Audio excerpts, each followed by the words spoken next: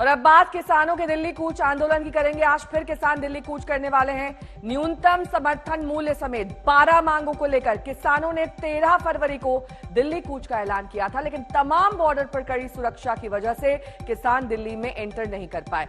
इस बीच सरकार और किसान की 4 दौर की बातचीत भी नाकाम हो चुकी है। शंभू बॉर्डर पर पिछले दिनों काफी टकराव देखने को मिल चुका है। ऐसे में किसानों के दिल्ली कूच पर आज कैसी तस्वीर सामने आएगी, इस पर सबकी नजर टिकी हुई है। जो आज मोर्चा शंभू और खनौरी बॉर्डर पर चल रहा है,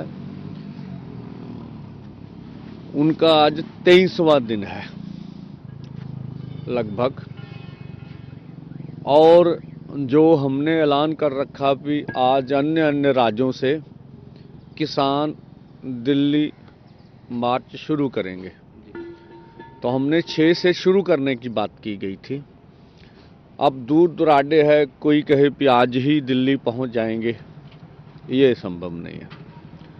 तो एक तो ये है कि चलेंगे, अब सरकार चलने देगी नहीं चलने देगी। कोई पैदल होगा तो उसका तो मालूम नहीं कितने दिन लगेंगे आते आते। रेल को भी अगर जहां से भी आए, रेल से मध्य प्रदेश से आए तो भी आज नहीं पहुंच सकते। बिहार से तो शायद कल भी समस्या, साउथ इंडिया से तो शायद 2-3 दिन लग जाए।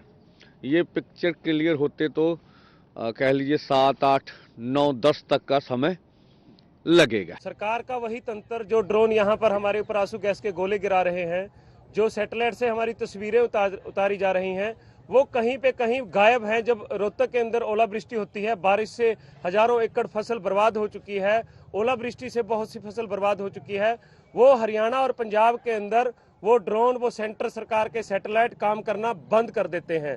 तो ये दिखाता है कि सरकार की जो नीतियां हैं और जो सरकार का तानाशाह रवैया है, वो सिर्फ किसानों और मजदूरों पर आंसू गैस के गोले चलाने के लिए और उनके हकों को दबाने के लिए इन चीजों का प्रयोग होता है। टिकरी बॉर्डर से मेरे सहयोगी अभिषेक आनंद इस वक्त जुड़ गए हैं तमाम जानकारी के साथ। आनंद विहार से मेरे सहयोगी हिमांशु जुड़ गए हैं। लेकिन सबसे पहले अभिषेक, आपका रुख करते हुए, किस तरीके की तैयारी, क्योंकि पहले भी काफी व्यापक तैयारी की वजह से किसान दिल्ली एंटर नहीं कर पाए थे, आज एक बार फिर से वही कोशिश रहेगी, तो एक बार फिर से वही स्ट्रैटेजी है दिल्ली पुलिस और बाकी फोर्सेस की? देखिए नेहा, पिछली बार के मुकाबले इस बार जो स्थिति है वो काफी बदली हुई है। मैं अपने कैमरा पर्सन से गुजारिश करूंगा कि वो आपको दिखाएं। एक लेन का ट्रैफिक यहाँ पर खोल दिया गया है और ये लगातार जारी है। दोनों साइड से ये ट्रैफिक चल रहा है, लेकिन एहतियात पे आप देख सकते हैं कि चारों तरफ बैरिकेड्स, सीमेंट के ब्लॉकेट्स, कंक्रीट के जो बैरिकेड्स बने थे वो, और उसके साथ ही बार्ब वायर भी छोड़े हुए हैं। और इसके साथ ही साथ भारी तादाद में, जिस तरीके से डिप्लॉयमेंट पिछली बार था नेहा, जिस तरीके से जो पुलिस और पैरामिलिट्री फोर्सेस के जवानों का डिप्लॉयमेंट था, वैसा ही डिप्लॉयमेंट आज भी वैसा ही देखने को मिल रहा है। हमारे पीछे जो ये जवान खड़े हैं, बार्ब वायर के जो पीछे खड़े हैं, तमाम एसएसबी के जवान हैं, और इस रोड के उस तरफ सीआरपी के जवान हैं। इसके अलावा आरएएफ की टुकड़ियां हैं। दंगा निरोधक जो भी उपाय हो सकता है सब सरकारों ने किया है। लेकिन नेहा, सबसे बड़ी बात यह है कि जिस तरीके का संदेश किसान यूनियनों ने देने की कोशिश की कि बिना ट्रैक्टर के मार्च करेंगे, तो यहाँ पर जो हो रहा है वो सरकार ये संदेश देने की कोशिश कर रही है कि ट्रैक्टरों को ही रोकने के इरादे से इसको लगाया गया था। ये जो ट्रैफिक है, ये जो खोला गया है, ये दिखाने के लिए है कि आवाजाही पूरी तरीके से सामान्य है। जिसको पैदल आना है, जाना है, उसके लिए भी रास्ते चारों तरफ से खोल दिए गए हैं। ठीक है, बने रहिए हमारे साथ। हिमांशु मेरे सहयोगी भी जुड़े हैं तमाम जानकारी के साथ। हिमांशु, वहां पर तस्वीरों के जरिए तैयारी दिखाइए, और क्योंकि पिछली बार भी आप मौजूद थे इन तमाम बॉर्डर्स पर, उसमें और अब में क्या फर्क है? देखिए, सबसे पहले तो पुलिस ने रास्ते को ब्लॉक नहीं किया है। रास्ता आपको दिखाता हूं, आनंद विहार की जो तस्वीर है, आप देखिए ये रास्ता खुला हुआ है। हालांकि जो तमाम बैरिकेड है वो दूसरी तरफ आप देखिए तो इन बैरिकेड्स को यहाँ पर पूरी तरीके से लगा दिया गया है, और पूरी तैयारी है कि अगर अचानक से कोई लोग यहाँ पर पहुंचे तो उन्हें रोका जा सके।